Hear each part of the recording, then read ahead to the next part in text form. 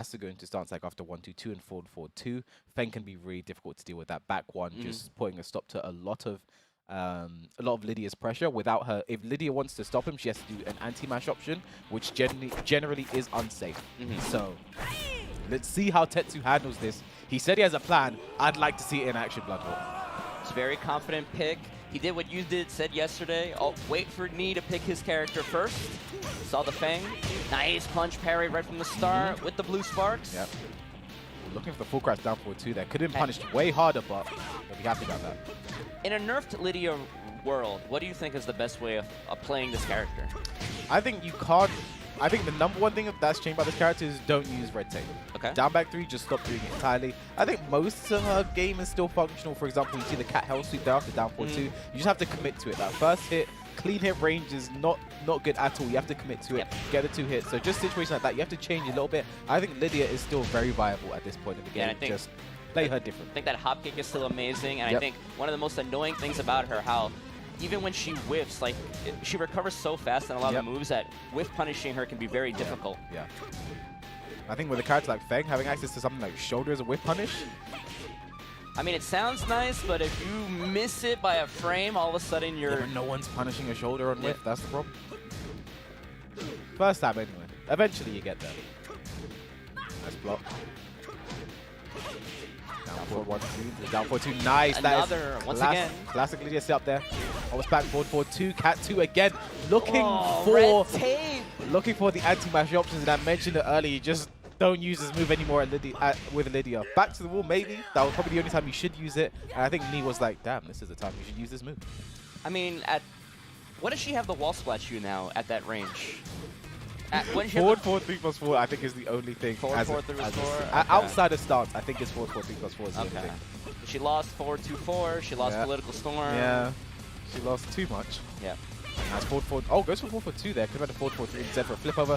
4-2, very nice. Nice punish. Yeah. TETSU's back to the wall now. This is where Feng gets scary. Nice. Just side steps out there. There's the down 4-2 as well. Down back 2, counter hit while standing 1-4. Again, that's a punch parry setup. Didn't go for it though.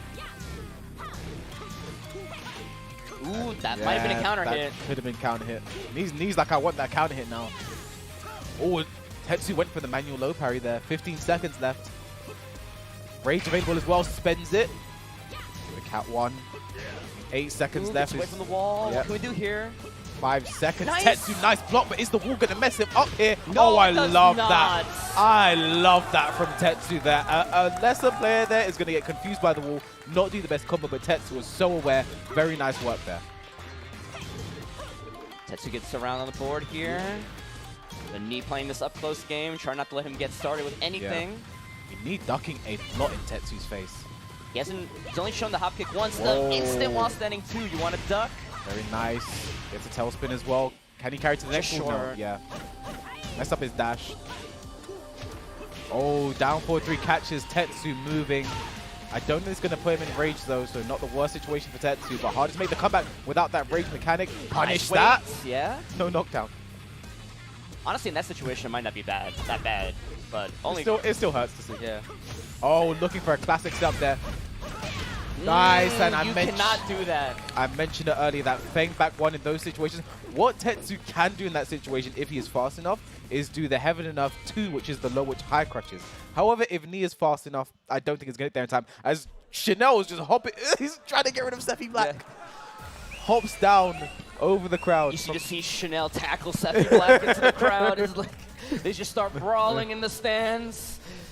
Yeah, I think honestly, it just came down to at the end a bad decision from Ted and Chanel. Okay, now they're okay. I don't know what's going on here. Is this legal?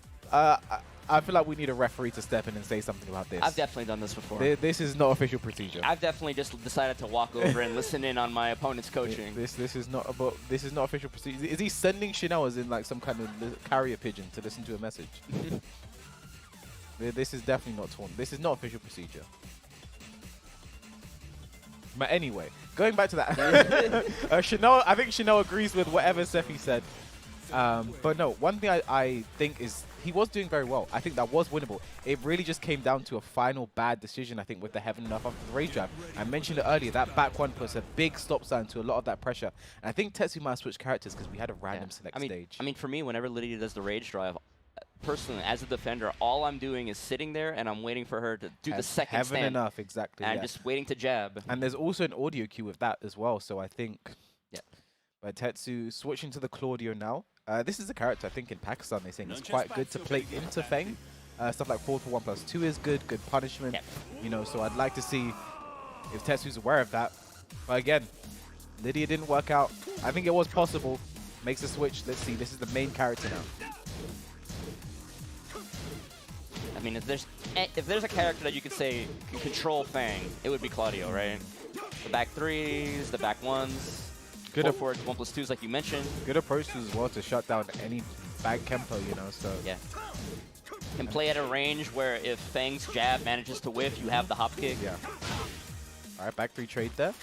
I'd say a little unfortunate for TETSU to get the infinite stage. Something Neo would definitely be comfortable in this situation, but does nullify Feng's wall game, but also Claudio's new wall game, which could be the best in the game as he gets a nice sidestep into the hop kick. Very nice opener from TETSU, playing very calm and controlled with this Claudio right now. I mean, like you said, Claudio's wall game definitely one of the best in the game, but sometimes it's more, even though it's a random stage, sometimes it's more important how much you take away from your opponent than how much you take away from yourself. Again, the down back two still coming up, but TETSU again, another life lead. Playing very well with this Claudio. I think he's being careful with the 4-1+2 because the second it can be parried. And Feng has a punch to the back that launches, so definitely aware of that as he punishes. First time. Very nice work there from TETSU. Proving me wrong. Running, oh, doesn't do running two, doesn't want to build the starburst. Does the sidestep 4. I like that. Kept him closer. Didn't have the starburst animation with the running two. Sidestep 4. Good option there from TETSU. Excellent start with the 4. Yeah, and even like back to what you would normally expect in that situation, would have given him a starburst and wasted it like right there. Because he already had it. He was aware of that, and that's a general Claudio thing. You do back two as a common filler for extra damage. And nice. Lets the forward 1+2 rip. This is not going to be dead. I think TETSU's going to build his... No, does the same thing again. Sidestep into the mid that time. Beautiful. Wow. Beautiful play from TETSU right there. 3 rounds straight, no round brown. Why did you pick Lydia? And look, Sephi. You turned on that Lydia pick real fast, huh? I mean, when you went 3 rounds straight like that against Neon in the infinite stage, what more can you say? But he's going right back into it. I am definitely a huge proponent of play your stuff. Counter picks be damned, but going right back into infinite, like you said, Knee's perfectly comfortable on infinite stage here. Went for the hop kick there. Actually got caught by the down 4. If TETSU was a bit faster there, would have had a launch, but not the worst thing in the world. Forward 4, very nice. TETSU using his moves very well, but what a whiff punish there from the forward 1+2. Oh, the Ukemi. Nice punish. Yeah, and finishes it. Yeah, I love that delay there from me. Catches so many people off guard and finally gets around on the board against the Claudio. Oh, the jabs as well. Me completely switching, playing a much slower game now, but nice. Beautiful sidestep. Yeah, nice. You can't let something like that rip against TETSU. There's the starburst. Now back 4-3. And again, will he do it a third time? Nice step on the down forward 4. No punish though, but no damage taken. Running 2, just whipping there. Unfortunate. Lets it rip. No delay, so it cannot be Sabaki'd. Alright, the down 4. Nice side step. Down 4 again from TETSU. Forward for 1+2. Nebula Slicer coming out. Down 2 into... That could be Sabaki as well. Yeah, I think that was a big risk there from TETSU. Oh, looking for a punish there. 15 seconds left. Life lead for TETSU. Rage right now for Knee. Spends the rage. 12 seconds left. Back 1. The jab goes under. Nice break on the throw. Essential break. 5 seconds left. Who has the life lead? TETSU. Whoa! Whip punish with the back 4-3. Excellent decision there by TETSU. I mean, playing this so calm and composed. Going to these final seconds with Knee and not looking out of place. Maybe taking some inspiration from the CBM set from earlier. Just like, maybe if I just don't do anything, I won't lose. Yeah. That was a bit unfortunate though. Did running 2, but it traded, so he did not get the starburst on it. He'll take the counter hit damage though. And he gets his starburst anyway.